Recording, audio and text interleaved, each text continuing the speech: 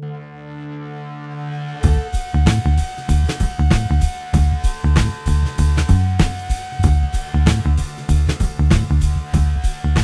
to the Nightly News Podcast. This is episode 23. On today's show, we're going to start off our first segment by speaking to Rubina Azindin from Career Services, talking about the upcoming Women's Leadership Conference.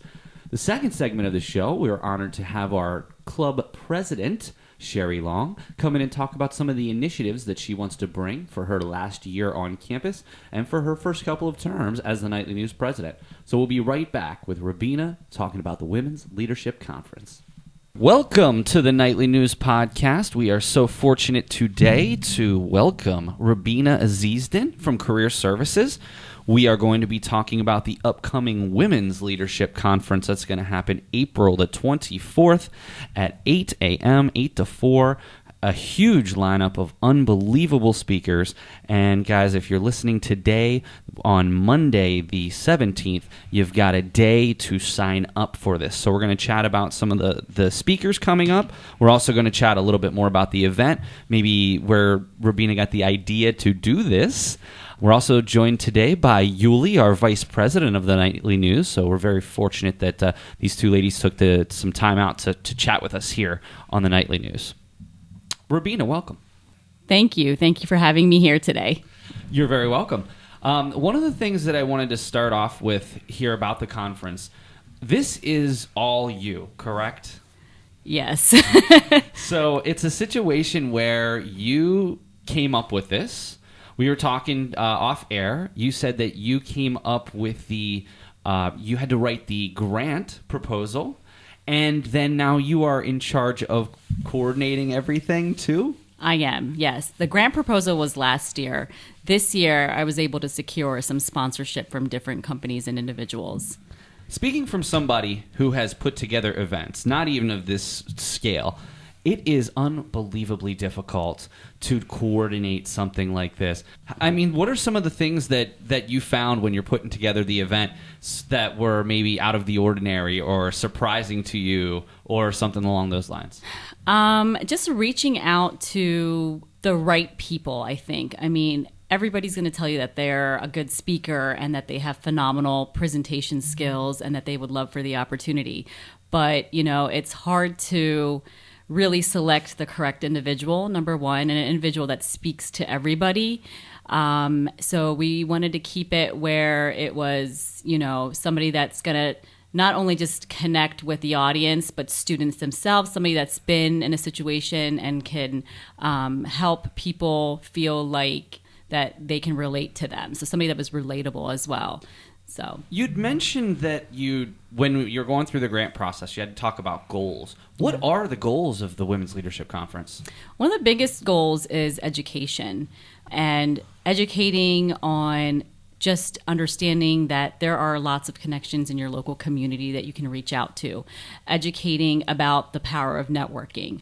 Also helping the students learn how to network and understand how many powerful leaders that there are just in a local community. The other goal was empowerment. There's so many issues right now about and ongoing issues about women and, professional women working in the field, not being able to get ahead or not knowing what resources to use. So I wanted to put powerful women in front of the audience and, have them encourage them that, there are opportunities, and they just have to know how to find them and how to seek them out.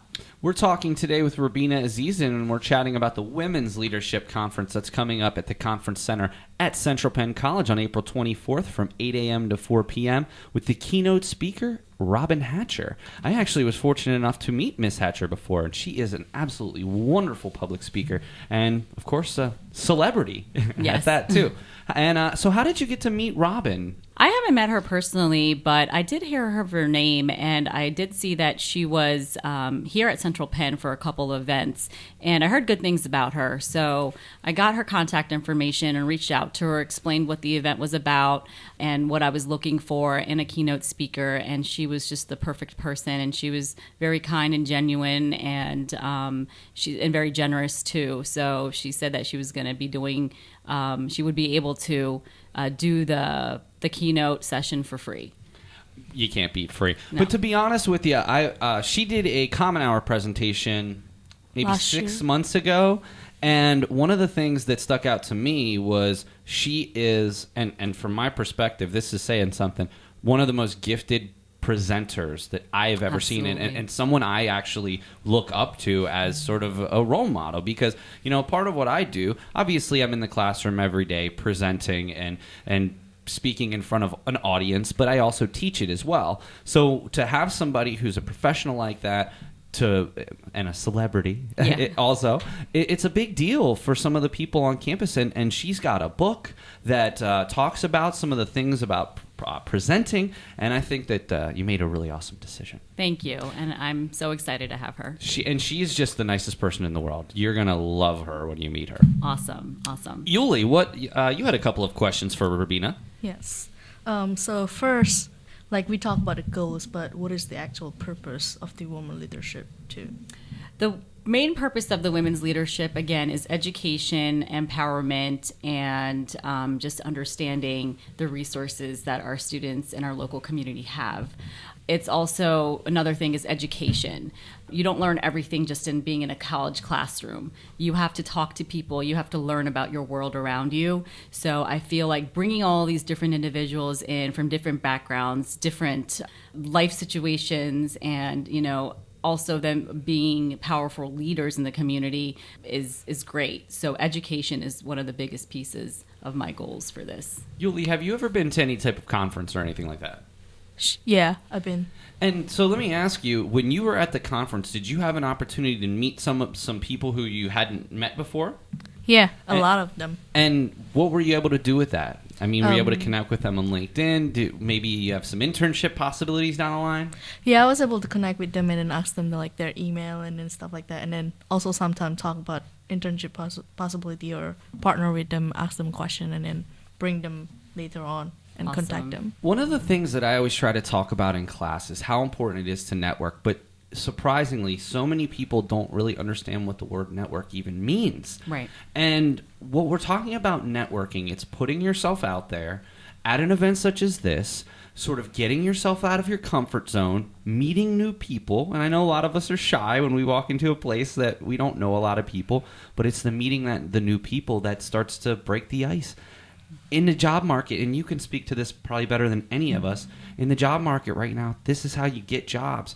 You can't just rely on a strong resume anymore, and you can't just even, LinkedIn, I'm a huge advocate of that as well, but even sometimes that's not enough. Sometimes you have to put yourself out there, put a face to the name, and really just meet people and get outside your comfort zone a little bit. Exactly. And one of the other goals that I forgot to mention was that, yes, I want the students to get out of their comfort zone, but then I also want them to experience what a conference is like. I want them to have that experience before they go out into the real world and, would have to go to a real professional level conference. This way they have that experience, they know what to expect, and they're, well equipped with, exactly what to say and what to do when they're going to be registering to go to another one. So I have this question that just popped up right now.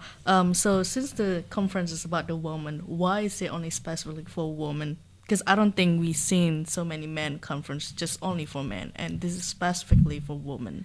Well, I think that women are a minority, especially in the workforce. And when you say women's leadership, again, it gives them a sense of, wow, women who are leaders, women who are successful.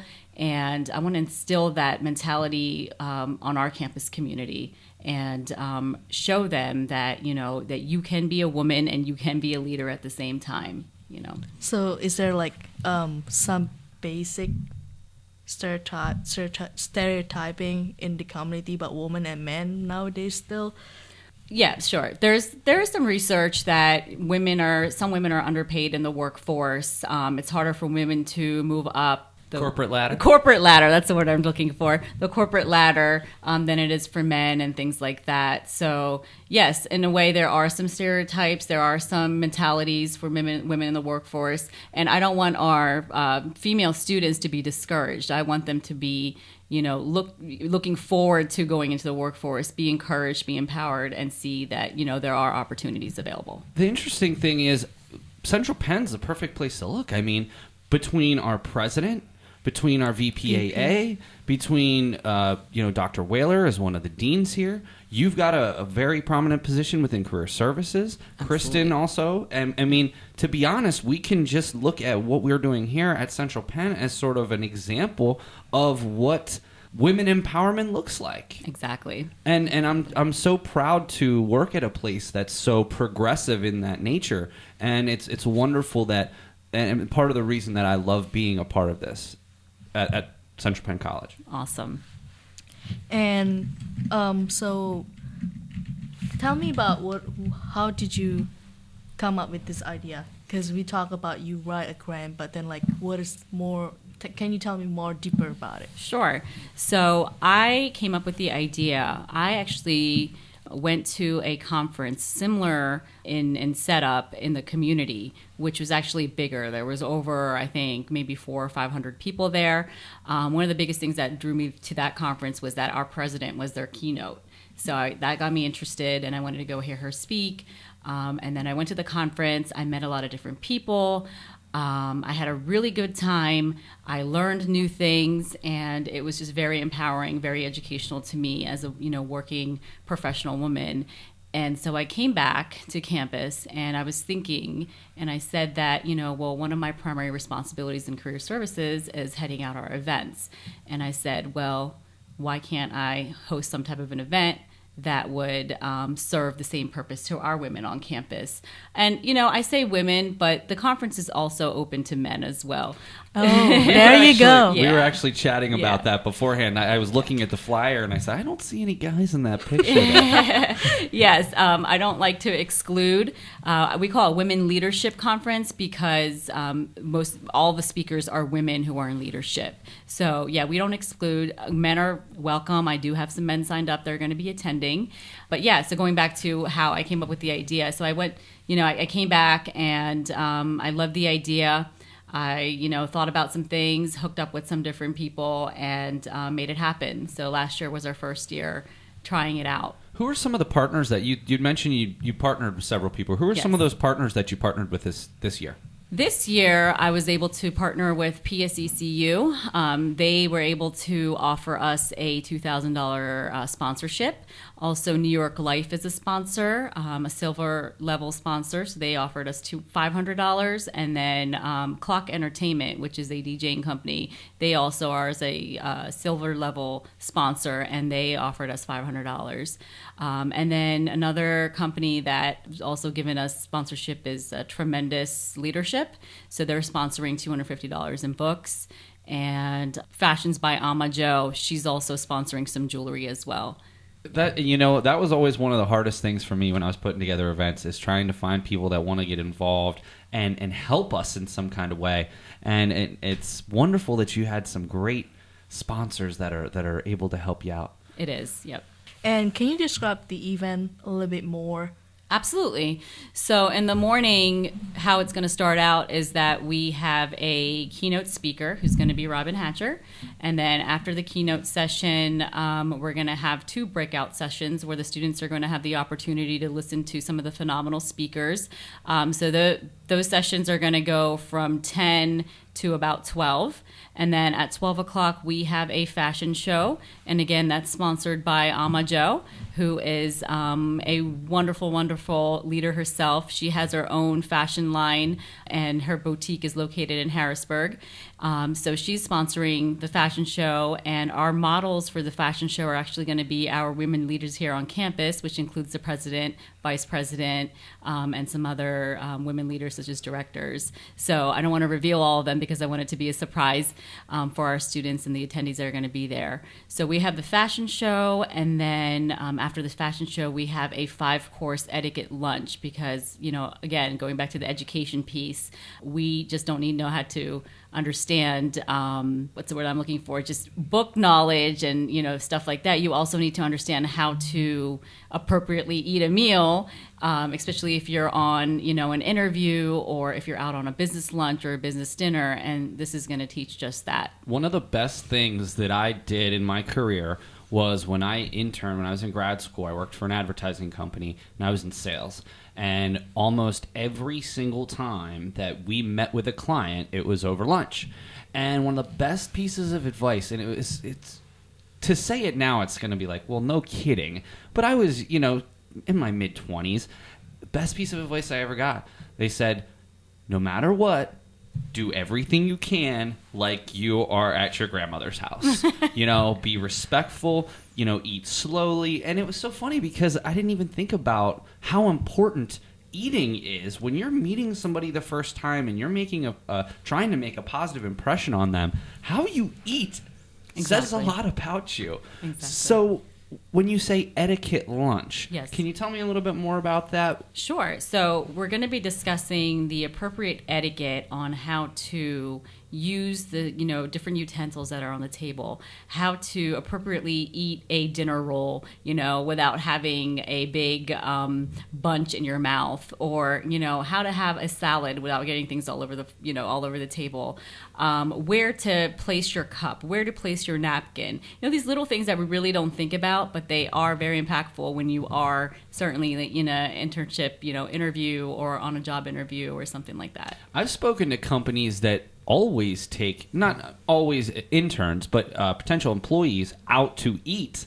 to see how they react in a sort of a more casual situation, because it's a lot less nerve-wracking if you're actually out eating a meal with somebody as opposed to sitting in somebody's office. Yeah. So I've actually talked to a few businesses that are actually taking their interviewees out to lunch and sort of gauging how they eat, which to me is strange, but I can see why they do it. Right. Right.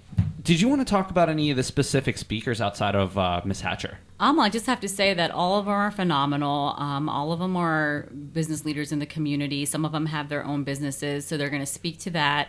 They're also going to talk about, different changes in their career. And then in the afternoon, we have what is called our Powerhouse panel presentation. And these women are big-time movers and shakers in our community, one of them being State Representative Patty Kim. And she is the nicest person, too. I have met her several times, and she is one of the nicest people in government that I've ever met. She is. And she just has an awesome background and just so many really, really educational things to talk about and to speak to our students and attendees. The other speakers include Ruth Coop, Tracy Jones, Margaret DeMonico, Mary Quinn, and Jennifer Epstein. So again, these women are very prestigious business leaders in our local community, and it's very hard to even meet them, on just an ongoing basis, or even get them on the phone. And so I wanted them to have an opportunity to speak to our attendees, and our attendees speak to them. So it's going to be more of an open forum type of discussion where our attendees are going to have the opportunity to get up and close and personal about professionalism type of questions and about leadership questions that they can help answer. Chatting here with Rubina Azindin about the Women's Leadership Conference coming up April the 24th. Just wanted to make a quick announcement that the registration has been extended by 1 day, so you do have to sign up by April the 18th at the end of the business day, so we'll say 5 o'clock. And if you have any questions, you can always contact Rubina Azindin at centralpenn.edu. On the article that accompanies this, I will have all the information up there as well. Before we let you go today, one of the final questions that I had for you is, what is it, other than the fact that, of course, you're a woman, that has compelled you to spend so much time, effort, and energy to do something like this? I know you talked about some of the goals, but why have you found this sort of a personal mission? Because I can tell this is a labor of love with you. It is. Why has this been such a personal mission for you? Honestly, I'm very passionate about Central Penn, and I believe that we're a growing college and that we deserve to serve our students, or get feedback from our students in the best and highest way possible. And by me, having this level of an event, it just takes us to another level. Not a lot of schools, not a lot of companies, not a lot of places have this opportunity. So I feel like it's just my way of giving back to the college and serving our students at another capacity. Wonderful words. And it's so appreciated that you are taking, and not only that, but all of the people who are helping you do this, but I mean, all of the time I know that you've put into it. I'm sure in a way when it's over, you'll breathe a sigh of relief. But at the same time, what you're doing for our students is just so commendable, and it's something I know you're going to look back at and really have a positive takeaway from. Thank you. I really appreciate that. I just hope the day goes well. That's all you can do. And you know what? Most of the time when you plan as much as I'm sure you did, everything will run smoothly. Awesome. Thank you. So, Yuli, thank you very much for joining us. So let me wrap up about the event. Today we've talked to Rubina Azindin about the Women's Leadership Conference coming up at the Conference Center at Central Penn College on April the 24th from 8 a.m. to 4 p.m. It is free for students, Central Penn faculty and staff, and only $25 for community members. I've paid hundreds of dollars to go to some conferences.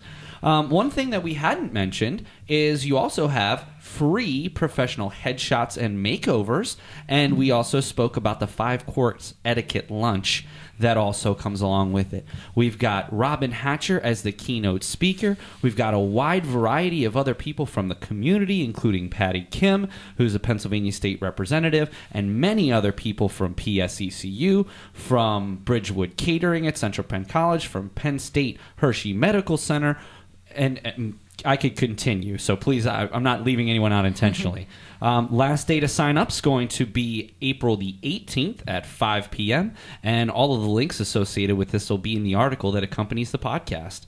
So, Rubina, thank you so very much, not only for stopping by today, but for doing this and for really making a positive impact on potentially hundreds of people's lives from the time that you've spent to put this together. Thank you. Thank you so much for giving me this opportunity to come in and speak to you. I really appreciate it. We would love to have you back anytime you're doing anything you call, and we would love to have you on because you're a huge advocate of what we do, and we certainly appreciate that. Thank you so much. Vice President Yuli, thank you so much for taking time out of your day to come down and chat with Rubina and myself. No problem. It's been fun. And I learned a lot more about women leadership. So for Rubina Azindin, for Vice President Yuli, my name is Professor Paul Miller, and you are listening to the Nightly News Podcast. We'll be right back with President Sherri Long to talk about her upcoming tenure. My name is Tiana Butler. I'm an intern here at the Alumni Office at Central Penn College, and thank you for listening to the Nightly News Podcast. Welcome back to the Nightly News Podcast. I'm sitting here with Media Club President, Nightly News President, Sherri Long. Sherri, thank you for joining the podcast today again. Thanks for having me. We've certainly had you on some other podcasts, but this one, in my opinion, is something that I've wanted to do for quite some time, and that's have you on yourself to talk about some of the things that are going on inside of the Nightly News and initiatives that you have for your upcoming presidency. So last term, we did the very first Nightly News election, and it was where everyone in the you and Yuli was also up for the presidential nomination, and you gave a quick couple-minute presentation about what you saw the future of the Nightly News being. Can you share with some of the listeners what were some of those things that you said, and then we can sort of segue into how you're going to implement some of those things? Sure. The biggest thing for me is to get awareness of the Nightly News Media Club out to students, professors, and eventually out to the community, because the professors know people outside of the community, and it's also a way for potential employers to be able to link in to see or to hear what people have to say, the media club members, and to let people know that aren't corporate communications majors that this is also an option for them, because public speaking, writing, being able to talk, in an interview on the radio or something is very important for a lot of majors. There's no question in my mind, and when we first started brainstorming this club, we wanted it to be interdisciplinary.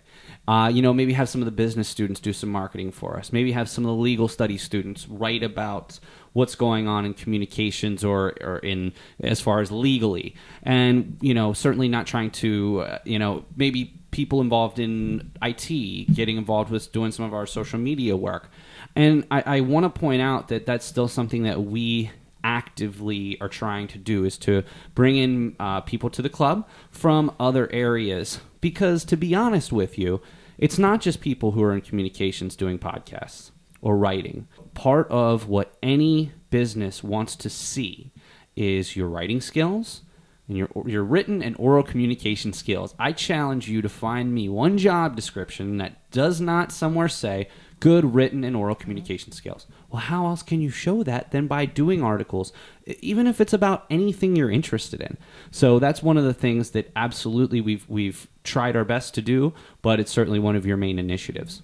Especially like leadership positions, if you want to do management or, be in charge of someone, a supervisor, those written, oral skills, leadership, being able to talk in front of, maybe not a huge seminar, but being able to talk to a team of 5 or to be able to communicate to your fellow employees, it's also very important.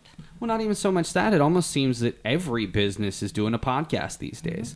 And there's absolutely nothing wrong with that. But learning some skills while you're here at school, maybe you go to a business that maybe doesn't have one and you can brainstorm, hey, let's start one. I already have the experience. I can set us up. It's not going to be a problem. And certainly the barrier of entry is nowhere near as high as it used to be in the past. It's quite inexpensive. We can attest. We got some nice equipment down here for relatively inexpensive. So Sherri, what was it about the Nightly News when you first heard about it that drew you to it and allowed you to, within just a couple of terms, rise to being the president? The biggest thing for me is to be able to practice my craft. And that's the only way you can really learn to write. You're learning to write, but also how to interview, how to research, how to get information, and then being able to, through the editing process, learn about punctuation for AP style, which is Associated Press style, and that's used pretty much everywhere as a standard for anything that goes out in communications. So I got into that, and then we also did a little bit of video, and I just like the environment and being able to get to know people at Central Penn as well. And it helps to get your name out there, which is very, very important. Certainly, we always talk about the importance of networking, and to me, being sort of the ambassador for what we're doing on campus allows you to have a different conversation. I'm just going to throw Sarah out there, Sarah Blumenshine. Mm-hmm. While I'm sure that before the opportunity came along, you networked with her very professionally. Now it's almost like you're a peer in a way, as opposed to maybe a faculty or staff and student relationship. I think a lot of times now that because you're in this leadership position, you're kind of viewed a little bit differently. Not that your skills have changed, but just in the way that people here treat you because you're in a leadership role. And I think even just the conversations that you and I have, it's to me a little bit different than it used to be because you've taken this responsibility. You've really are acting as a colleague to me as opposed to a student and professor sort of relationship. So I think that that's great, and I think that you've made just an unbelievably positive impression in the short time that you've been president. So I truly appreciate that. What are some of the things that, if I'm not mistaken, you have this term and 2 more terms left? Yes, the fall term will be my last. So you basically have another, let's call it 9 months, okay? What are your major initiatives? Now, we talked about getting the word out. What are your major initiatives over the next 9 months? What is the legacy that you want to leave with the Media Club? Wow, legacy. I was working on a media kit for the Nightly News, just to have a standard, a brand, because we want to be professional. We want to look professional from the outside. Anybody who's, even students who are looking at Central Penn, by having admissions or recruiters say, look, this is what we offer our communication students. And they come in looking for us.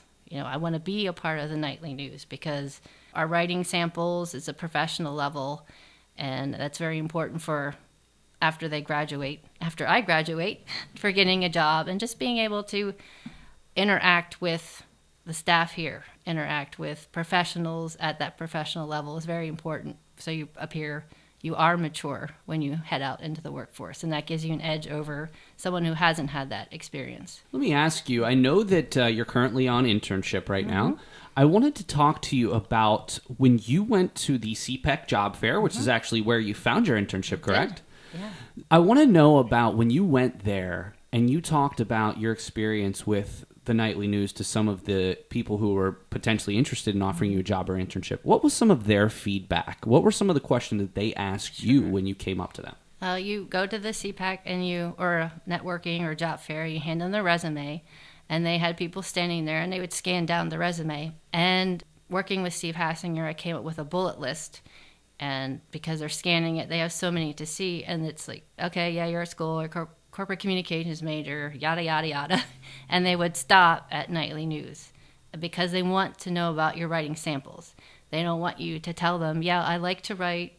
They want to be able to see and hear and watch that you are able to communicate. And that's the biggest thing that I came across from the recruiters is, oh, okay, you're not just going to school. It also shows if you're involved in a club, actively involved, and the kind of work we do, it takes some initiative and it takes some work. And having that, being able to do that successfully, and then also being successful in your courses puts you another edge over the competition that shows you can handle that. I'm glad you said competition right there, because one of the things that I always try to talk with my students about is how the job search really is a competition. How, more than likely, when you go out there, you're going to be competing with 10, 15, 50, 100 other applicants. And I had this conversation with my Communication 100 class this morning. It's not about a degree anymore. Of course, degrees are important. There's no doubt in my mind that a quality education is essential, but it doesn't guarantee you anything. And if you don't get involved on campus, if you don't get involved in the community, your resume is just not going to come to the top, because there's so many all-stars like you who have done a lot in the community, who've networked their butt off, who has basically, in 2 terms became the president of a fairly large club on campus. I mean, it's impressive. So you're going to go up against other people who are going to have similar resumes, but now you have the ability to get to the top of the pile. If somebody's here and I don't want to say just, but if somebody's here, they're doing well in their classes, but they're not getting involved otherwise, it's really going to be tough unless they happen to have some kind of inside knowledge or inside connection for them to get some positions. And it is tough to get jobs, and I really appreciate that you said that it really is nothing more than a competition when it comes to getting a position after school. Something to say about the CPEC job fair, my internship. I didn't actually apply to any internship. They recruited me basically based off of just talking with their HR person and having a link to the Nightly News blog that they could go there and see that I have written and the quality of work and the different kinds of stories, because you don't just, unless you want to, you don't just work on one kind of topic or one kind of situation. You get a wide exposure, and that's why they contacted me. Interesting enough, that's what really, I think, a future trend in hiring is the passive job search. As opposed to us seeking out a job, we are being sought by employers. And I think that's a really excellent point to make, is that this passive job search, I think, is the future, because it puts the power in the hands of the HR to actually find the people, as opposed to just kind of putting a message out there and hoping you get good applicants. One final thing I wanted to talk about before we get out of here for the day is something you've been working on over the past month. We have been trying for quite some time to develop some type of print material. So last term, we finally said, we're going to do this. Let's pick out a few stories. That was fun because there were too many good stories, but I think we narrowed it down to our best. And so what you've been working on over break has been putting together a little mock-up of our first print edition of the Nightly News. So regardless of what happens the rest of the way, you can always say that it was you that started. It's my legacy. Yes, your legacy that you had the first print edition of the Nightly News. Talk to us a little bit about how you came up with the idea, maybe some of the things that happened in going into putting it together. Well, the first thing was because of working on the media kit, the look of the newsletter on the outside of it ties into our brand.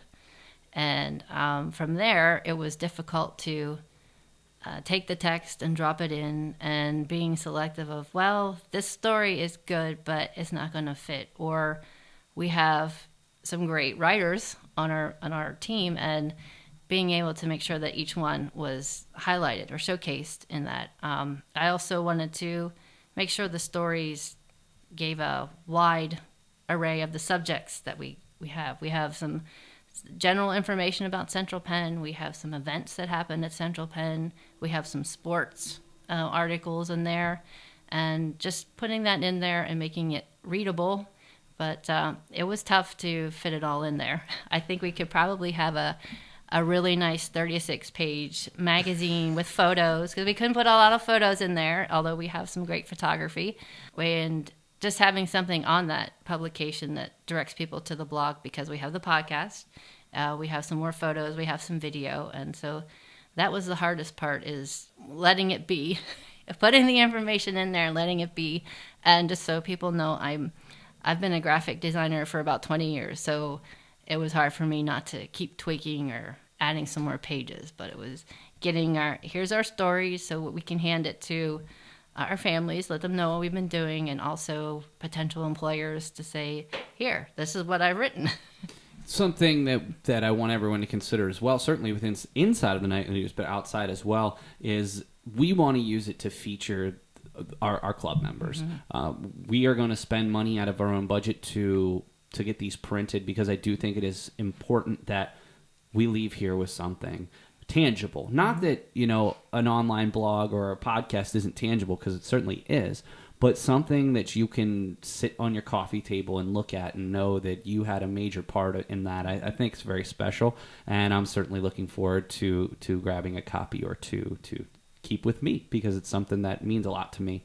The fact that this club was not only mine, but Professor Lear Limpy's idea, and the fact that with all the things that we went through to get this off the ground to be where we are today is just fantastic. And we certainly have you to thank. It's going to keep growing, and more opportunities are on the way.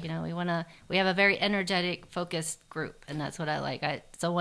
We had our meeting today, and at the end they said, well, I'm really excited about this year, because the leadership right now are very focused on, it's not, well, we might get this done. It's like, we're going to get it done. We just need to know how.